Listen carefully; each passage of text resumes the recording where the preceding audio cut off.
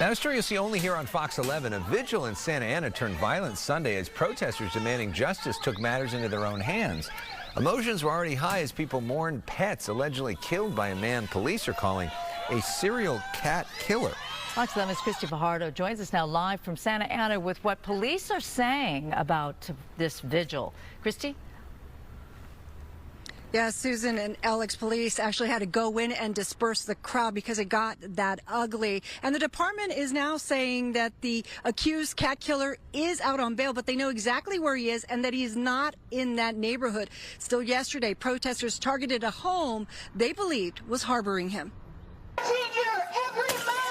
A violent vigil Sunday in Santa Ana raising questions about safety.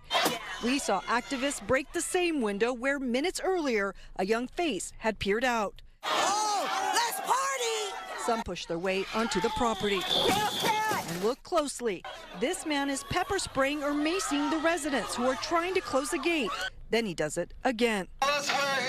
The activists targeted the home they believe to belong to a relative of accused cat serial killer Alejandro Oliveros Acosta.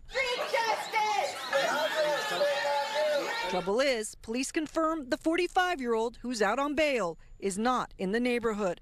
And the man who lives here says he has no idea where Oliveros is, adding the suspect is related to his brother-in-law, not him. They're peaceful protesting. It wasn't so peaceful. They're scaring kids here. They're scaring the whole family, their kids. 7 kids in this house. 2 little babies, one with is autistic. The resident who didn't want to be identified showed us the damage, and some in the crowd were upset by the violence. I was trying to announce it for the organizers just so that we could get peaceful, and I know we have some, people that are still upset. Santa Ana police eventually moved in to disperse the crowd. Oliveros is accused of luring cats with food and stomping on them.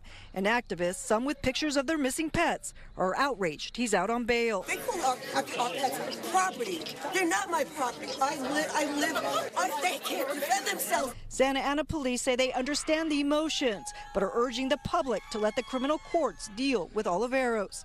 In the meantime, some neighbors worry about their safety. This man, who didn't want to be identified, tells us he fears he could be mistaken for Oliveros because he drives the same pickup. That they do something to me, he tells us in Spanish, because I was parked here and they were glaring at me. I moved my truck to Costa Mesa. The police department issued this statement reading in part, while we support the community's right to peacefully assemble, the Santa Ana Police Department will not tolerate acts of violence, vandalism, or any threats to public safety. Any damage to life or property will have consequences, and those engaging in criminal behavior will be held accountable. Now back out here live, Santa Ana Police did not make any arrests yesterday of the protesters, but they're urging any possible victims to come forward. They're also asking anyone who feels that their pet may be a victim of Oliveros to also contact them as they try to build their case against him. Live in Santa Ana, I'm Christy Fajardo. Let's send it back to you.